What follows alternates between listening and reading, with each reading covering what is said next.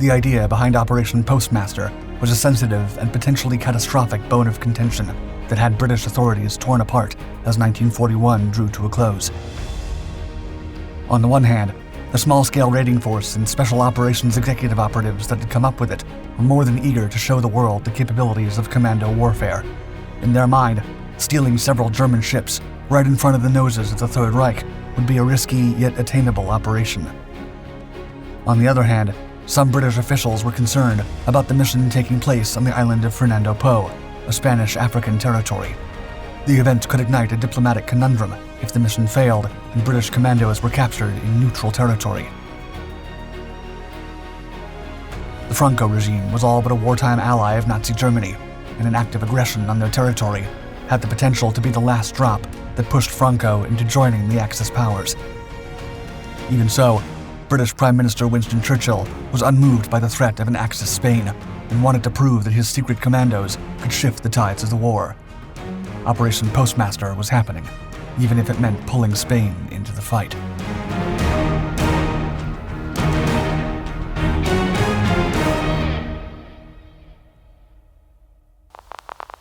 Turmoil in West Africa.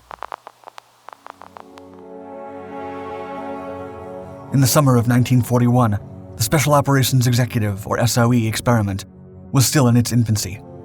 Despite Churchill's confidence in its ability to help the war efforts, most Allied military authorities didn't place much hope in the elusive commandos that the Prime Ministers seemed to advocate so passionately. Nevertheless, even the most skeptical British leaders knew that the covert commandos had an unparalleled ability to operate independently and deep within enemy territory, which made them ideal informants for the British government. A need for such a skill set suddenly arose when the British Admiralty received a distressing report about the presence of German U-boats employing refueling bases in the Vichy French rivers of Africa.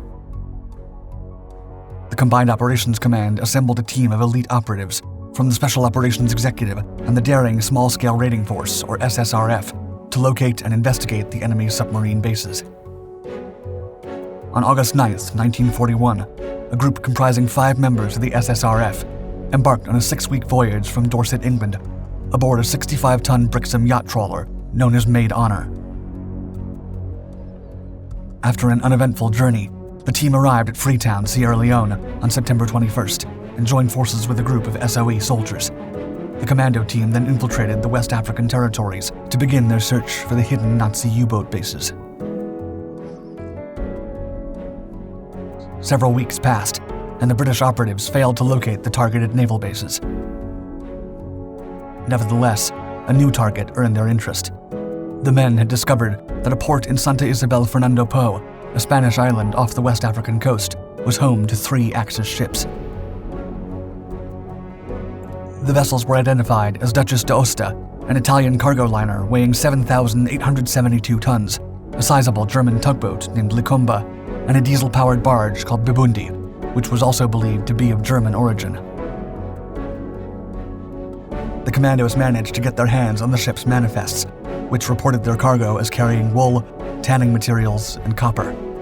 However, some of the pages were mysteriously missing, which led the British renegades to assume they were carrying ammunition, weapons, and war supplies.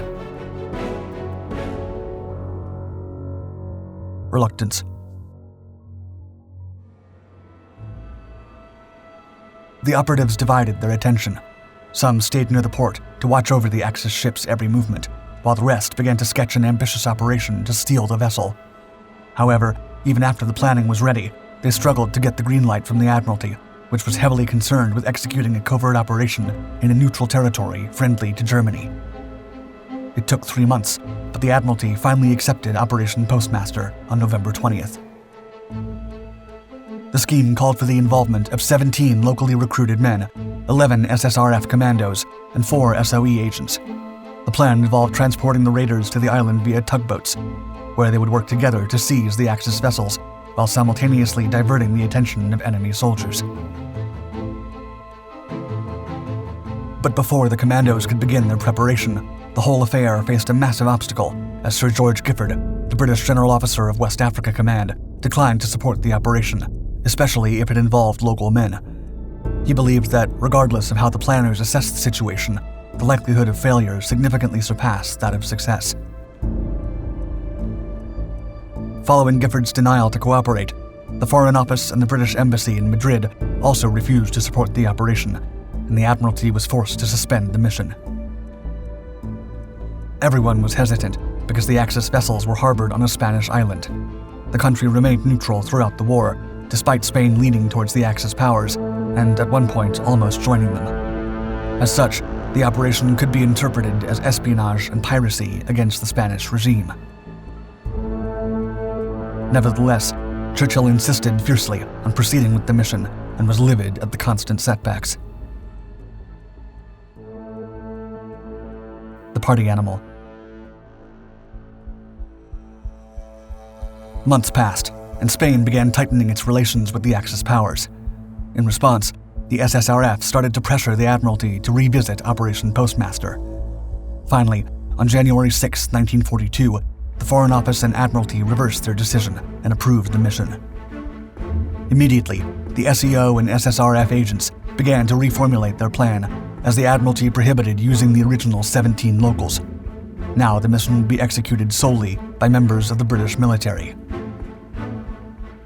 The first step was infiltration, and SOE agent Richard Lippett obtained employment with the Liverpool shipping company John Holt & Co., which had business offices on the island. As such, he gained significant access to the port and the personnel working on it. Soon, Lippett learned that the crew from Duchess d'Aosta were a wild bunch of sailors who loved to party when they were off duty. Lippett was able to infiltrate one such soiree aboard the ship and learned a great deal of information about the vessel and its crew. Lippett then conveyed the vital information to the rest of the task force and planned for a rather joyful diversion plan. Using his new reputation as a roisterer, the undercover agent prepared a lavish dinner party for the officers of Duchess d'Aosta the same night the attack would take place. Meanwhile, the rest of the British operatives acquired 2 large tugboats, Vulcan and Nuneaton, which they would use to get into the port's vicinity and deploy foldable kayaks to reach the targeted ships. Execution. On January 14th, the raiders closed in on Santa Isabel Harbor, while Lippett welcomed his party guests on the Fernando Po shore. Vulcan was the first vessel to approach the enemy ships, covered by darkness. Aboard, Major Gus March Philippe, the operation commander, led 10 other operatives toward their target, Duchess d'Aosta. 4 other raiders disembarked from Nuneaton, rowing their foldable kayaks.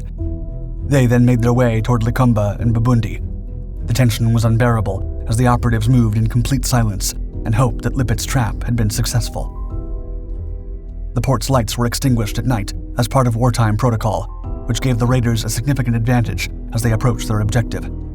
Even so, the stakes were massive, especially regarding the massive Duchess d'Aosta, which had a larger crew and more advanced communications assets that could be used to alert Axis forces. Crew members aboard the ship soon noticed the tugboat approaching, but they didn't think much of it and failed to report the anomaly. On Licumba, however, a watchman spotted the commandos just as they attempted to climb up her side. The guard asked the crew to identify themselves while shining a light on Commando Captain Graham Hayes. The captain was armed with a pistol, and he thought he would be able to pull it out before the watchman fired at him. However, doing so would ruin the whole operation and put the lives of every operative at risk. Instead, the raider used a little German he knew and managed to persuade the guard that he was bringing a letter for the ship's captain. 2 German sailors then approached and helped Hayes board the vessel. Once on deck, the Germans became highly suspicious, but before they could react, the SOE agents were pointing .45 caliber machine guns at them and immediately took control of the situation. Within minutes, the men had set up explosive charges to the ship's anchor chains. Babundi, moored next to Licumba, offered no resistance and was soon ready to be taken as well. The raiders then guided Nuneaton alongside Licumba to take her and Babundi in tow. The commandos then detonated the explosives, and the 2 smaller ships began to be towed away right under the noses of the Axis guards. Just as the explosions were going off, 11 commandos from Vulcan succeeded in boarding Duchess d'Aosta. One team placed charges on the anchor chains, while another group searched below deck and apprehended prisoners.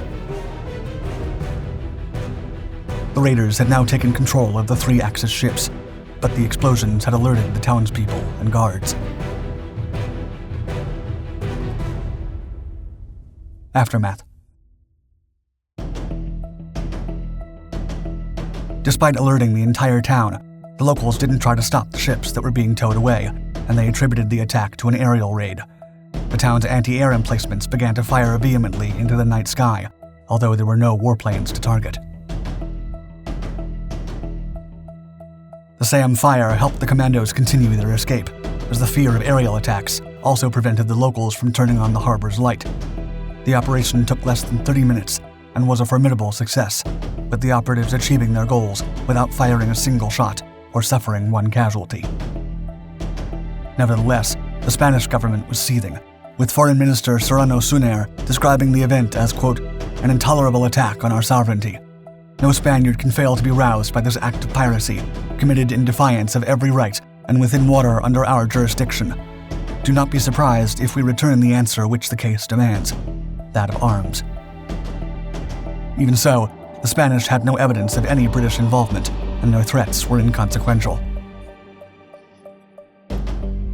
Richard Lippett, however, was soon captured by Spanish authorities and questioned repeatedly. Despite the accusations, he convinced them that he was not involved in the ship's departure and did not spend any money on the party for the ship's officers. Nevertheless, he was detained until January 27th and could not depart the island, but he eventually snuck out by canoe and arrived in British territory on March 1st, 1942.